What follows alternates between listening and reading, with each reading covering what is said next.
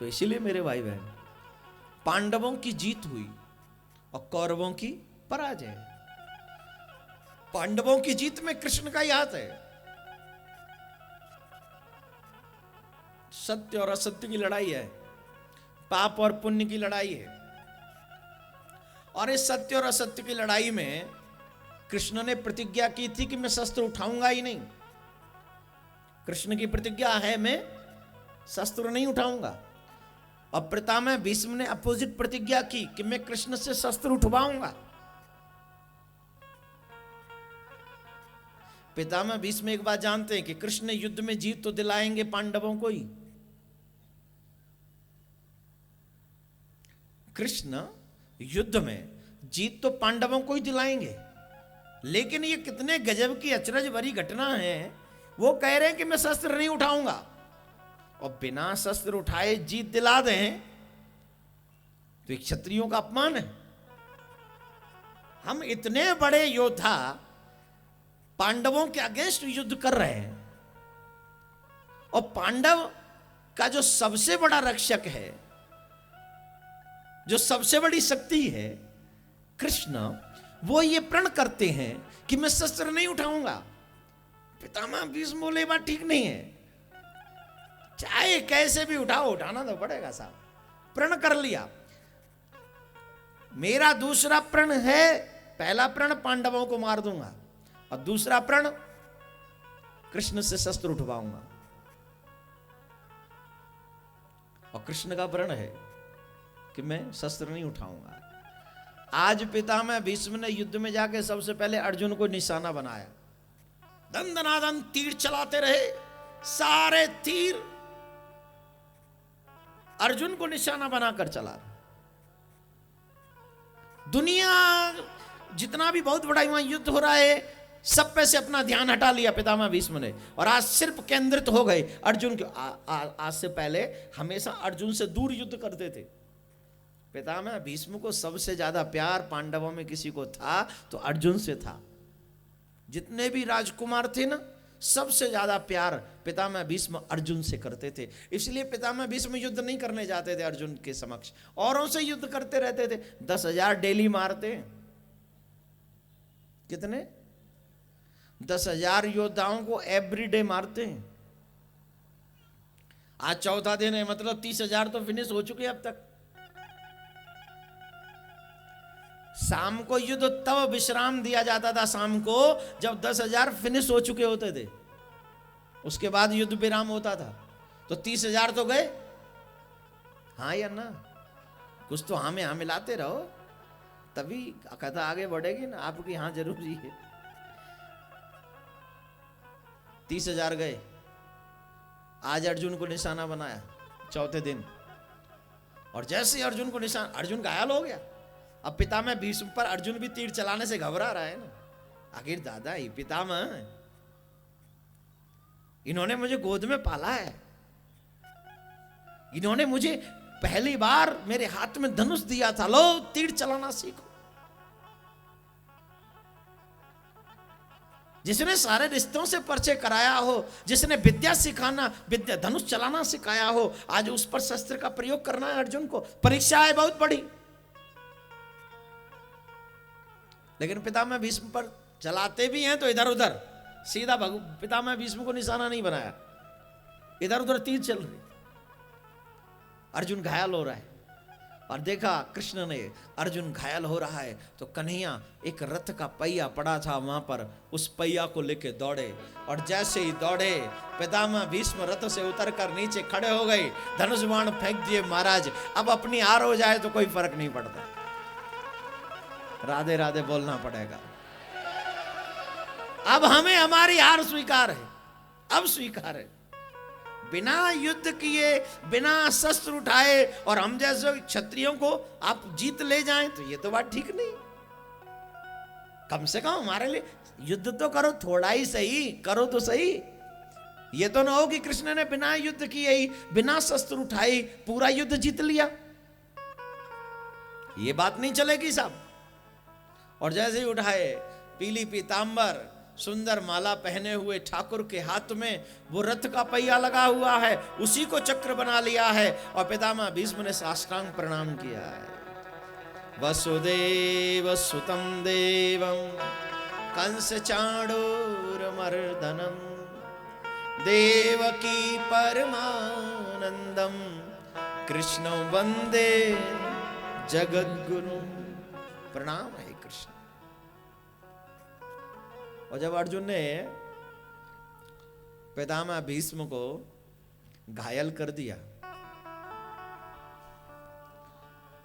बाणों पर लिटा दिया, शैया पर लिटा दिया। महाभारत का क्रम बड़ा है, बताऊंगा, थोड़ा बहुत चर्चा चल रही है तो थोड़े कन्हैया के प्रेम की बातें सुनो तो सही। ये कैसा है? जादूगर है बहुत बड़ा।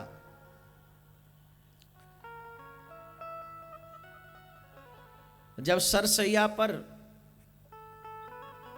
पितामह भीष्म सो गए, युद्ध विश्राम हुआ। युद्ध के विश्राम के बाद अर्जुन और कृष्ण और पांडव चारों भाई पांचों मिलकर गए। छठे नारायण साथ। अर्जुन रो रहे हैं, आंखों से आंसू बह रहा है। बहुत बड़ा अपराधी हूं पितामह भीष्म, इसमें तेरा अपराध नहीं है। तुमसे बड़ा अपराध तो ये पीली पीताम्बर वाले ने किया है। मुझे तूने नहीं हराया। तू ये कभी मत सोचना कि मुझे तूने हराया है। मुझे तूने नहीं हराया, मुझे तो इस टेढ़ी टांग वाले ने हराया, इस छलिया ने हराया। ये बहुत बड़ा छलिया है।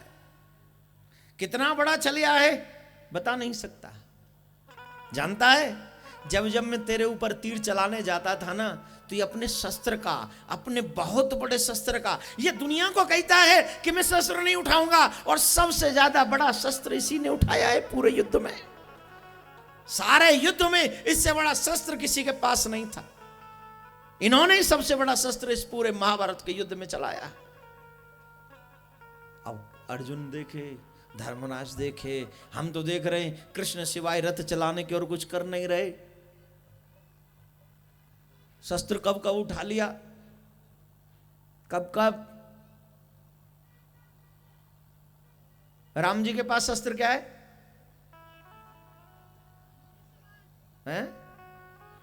धनुष बाण। हनुमान जी के पास शस्त्र क्या है?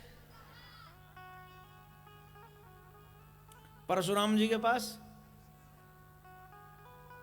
बलराम जी के पास हल। कन्हैया के पास शस्त्र क्या है? सुनो, जितना इस दुनिया में, पूरी दुनिया में ताकत है ना, जितना इस दुनिया में, पूरी दुनिया में ताकत है, उसके 100 गुना ज्यादा ताकत इंद्र की बाजुओं में है। उससे 100 गुना ज्यादा ताकत इंद्र की बाजुओं में है। और जितना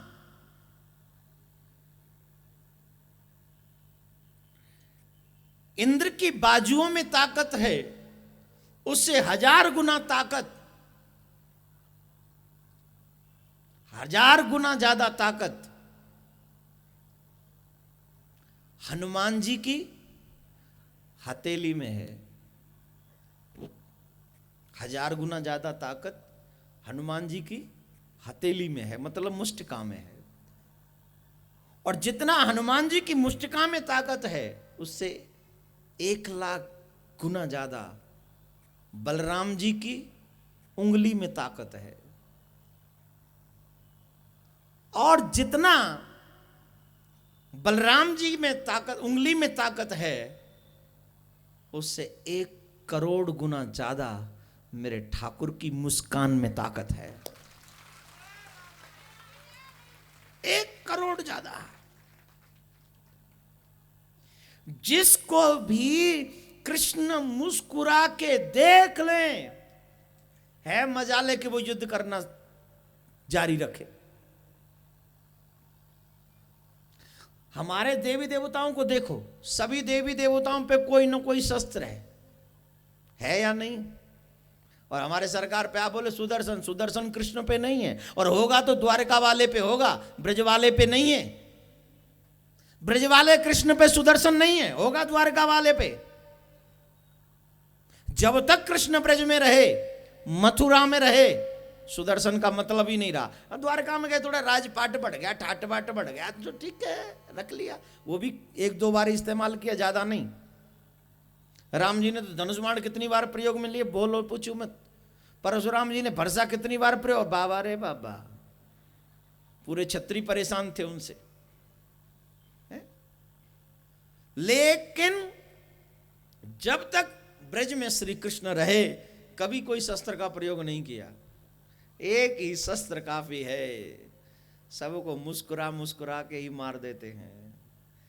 जिसको भी हराना होता है उसे मुस्कुरा कर देख लेते हैं, और जिसे वो मुस्कुरा कर देख लेते हैं युद्ध करेगा। वो अपने आप को भूल जाता है कि आखिर मैं कौन हूं, और जिसे यही ना पता हो कि मैं कौन हूं, वो युद्ध कर सकता है? जवाब दो, नहीं कर सकता। राधे राधे बोलना पड़ेगा, जोर से बोलना पड़ेगा। श्री कृष्ण उसे मुस्कुरा कर देख लेते हैं, और जब कृष्ण मुस्कुरा कर देख लेते हैं तो वो कुछ भी करने के लायक नहीं रहता, वो असक्षम हो जाता है, सक्षम नहीं रहता। पितामह भीष्म कहते हैं, अर्जुन जब जब मैं तुम्हारी तरफ तीर चलाने को तैयार होता था, तब तब ये कृष्ण मुझे मुस्कुरा कर देख लेते थे, और फिर मेरे हाथों से तीर नहीं चलता था, इसलिए मैं तेरे हाथों से आज इस अवस्था में पहुंच गया। युद्ध किसने लड़ा? पांडवों ने, कौरवों ने। और जीता किसने? कृष्ण ने। कृष्ण ने जीता। सबको मुस्कुरा के देख लेते हैं।